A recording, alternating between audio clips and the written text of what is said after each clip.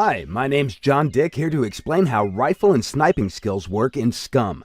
SCUM is an open-world survival game with a realistic approach to gameplay. In SCUM, you'll be able to create unique characters with different attributes and skill sets. The rifle's skill is inherited from the strength attribute, which generally defines everything related to muscle power. Sniping is linked to intelligence. Although both these skills require weapons, the former covers weapon handling, short-distance shooting, movement with weapons, and weapon maintenance, while the latter covers expertise in long-range shooting. The first thing we'll cover are the various stances and their relation to crosshair size. As with other combat games, crosshair size defines the scatter radius. This works in SCUM just as it works in other games. What's different in SCUM, however, are the additional factors that influence the size of the scatter radius. The most important factor is skill level. The rifle's skill is inherited from the strength attribute, which generally defines everything related to muscle power. If you want to be a good rifleman, you simply invest points in strength. Higher strength means better recoil control. The caliber of the bullet also influences weapon recoil.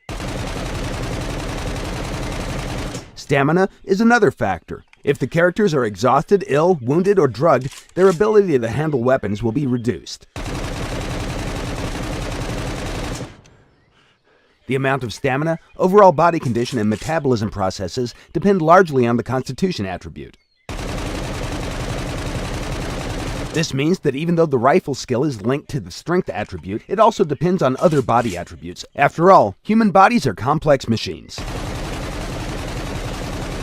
Scatter radius is significantly reduced when the player aims down the sight. Previous factors still apply, but since the player holds the weapon firmly and aims down the sight, the recoil is reduced and shot groupings are tighter.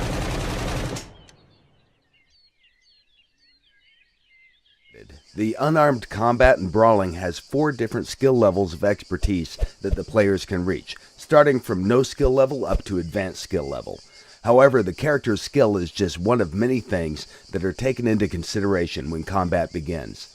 The other important factors are the player's ability to control his character during the combat and the physical condition of his character.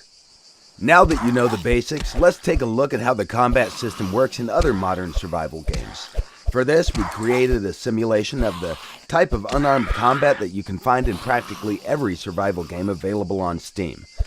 From what you can see here, the character is constrained at the hip, but you can tilt their upper body and throw random punches toward your opponent. The camera is locked behind the character. It doesn't provide the player with a good overview of the situation, and most of the time it's really hard to tell where the punch will land. Obviously, this is a very basic implementation, and we could have done it the same in SCUM, but we wanted to make something different. So, what exactly did we do in SCUM to make things better? First, we wanted to find out the best way to fit martial arts in SCUM's gameplay mechanics, and we quickly realized that the angle of the camera has to be changed. The free camera view not only provides players with a better overview of the situation, it also helps when you have to engage multiple opponents at the same time. The game also provides a first-person perspective camera for the combat mode, and everything works well there too. Once you enter combat, you'll be able to perform different moves and attacks. For example, you could try to circle around your opponent and control the fight from a distance. During the combat, you can defend yourself or attack. From defensive moves, you can use block or dodge, and from the attacks, you can choose kicks, punches, and combo moves. When aiming down the sight, you may hold your breath, which is extremely useful in single fire mode. Holding breath is just as beneficial for rifles and the sniping skill, and it'll help you make more precise consecutive shots. While inexperienced characters can place only 1 or 2 bullets in the target, skilled riflemen can hold their breath longer and place up to 10 shots before they lose their breath. The breath-holding function is divided into 3 parts: taking a breath, holding it, and releasing it. These all depend on the skill level and will define the final aiming noise. Other factors from the scatter radius are also taken into consideration when the aiming noise is being calculated. Finally, every time you fire a weapon, it recoils then returns back to center. This is a skill link parameter as well. The better the skill, the closer to the center the weapon will return. In most games, a simple recoil procedure is used, forcing the player to return the weapon to the center manually. If you fire 3 or 4 consecutive shots, you'll be holding the weapon straight up in the air. And that's kinda lame, don't you think?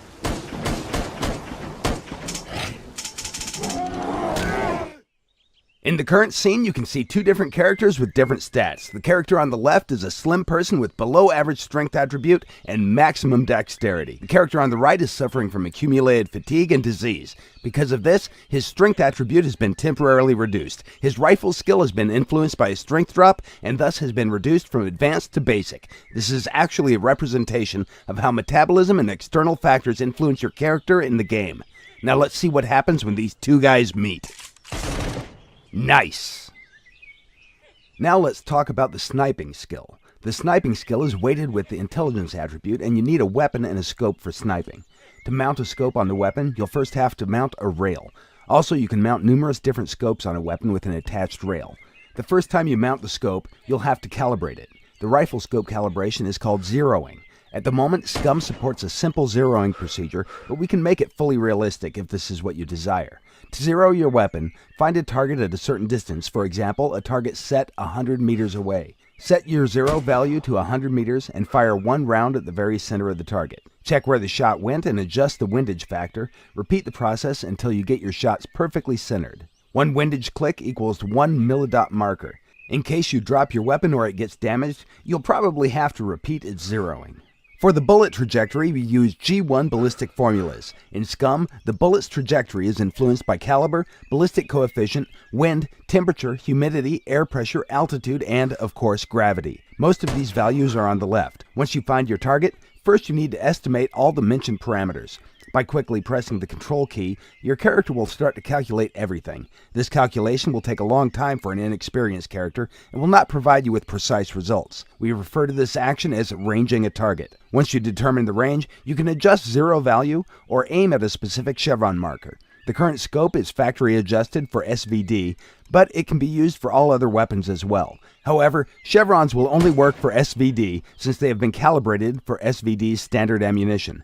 The SVD scope has a built-in rangefinder that enables you to quickly estimate a target's distance too. When you develop more skill, you'll be able to range targets faster and with more precision, which is crucial if you need to kill your target quickly. A skillful sniper will be able to engage more targets at different distances than an inexperienced one. Furthermore, the skill also defines how far the sniper can range targets. As you gather experience points, your character's sniping skill grows, and in time, your target ranging distances will improve. It's understandable that there's no such thing as an innate ability to determine the exact ranging values. The currently shown values are for testing purposes only. We can replace them with descriptions like low, medium, or high humidity, for example, or leave them as they are depending on what the community wants. In the future, temperature, humidity, and pressure will be linked to a survival skill and shown accordingly depending on the skill level. In the current example, the sniper engages multiple moving targets. The first two targets move at a walking pace, the second two move at a jogging speed, and the last one, set 1,000 meters away, moves at an average running speed.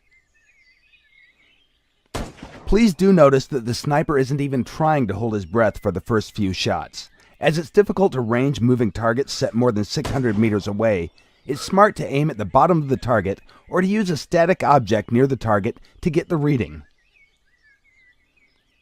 A skillful sniper will be able to use milldots to hit targets moving at different distances. For the really distant targets, the player can use the windage knob adjustment to set up the aiming at a specific milldot. Take your time, breathe, you got this.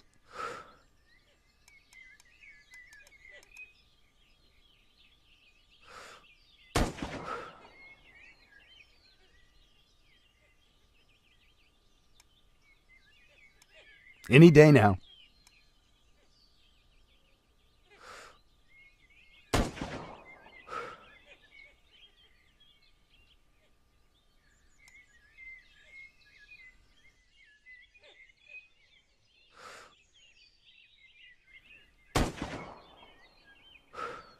Nice shot.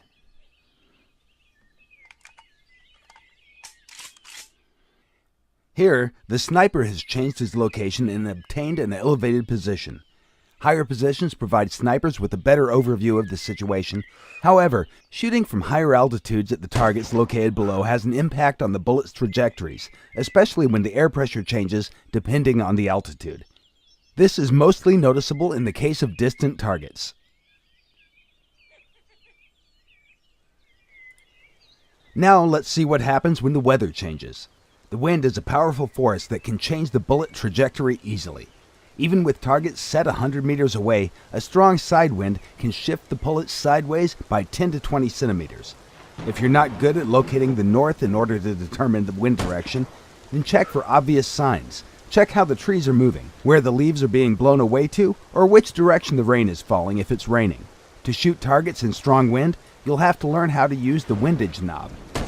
A skillful sniper can hit a target with one of the first 3 bullets.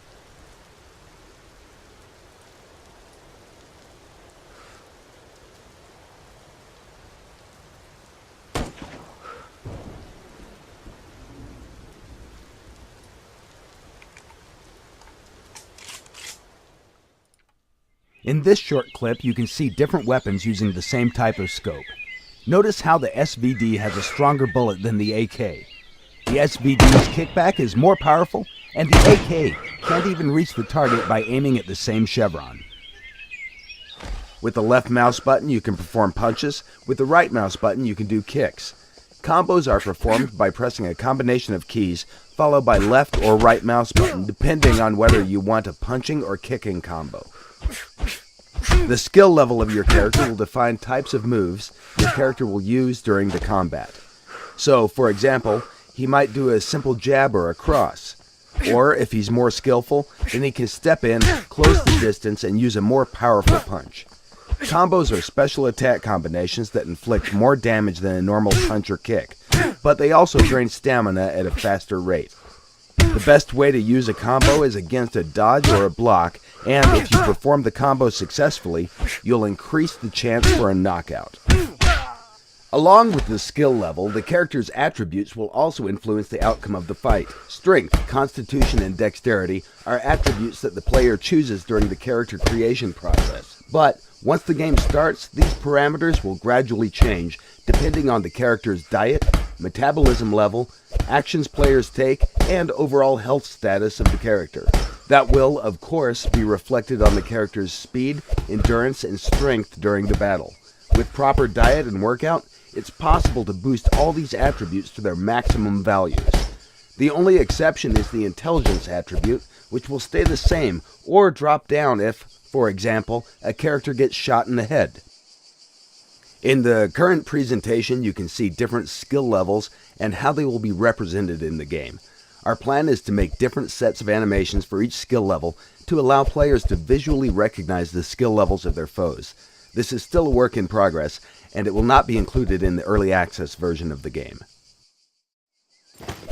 Everything that your character carries in the game will have an impact on how you will perform in the combat.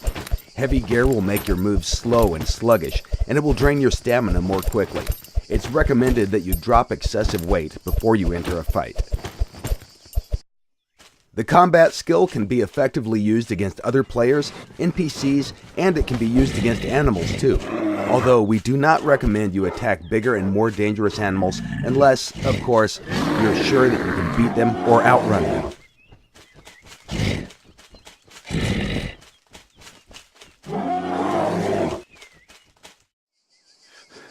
In short, these were the basics about SCUM unarmed combat skill, and everything you saw is still a work in progress.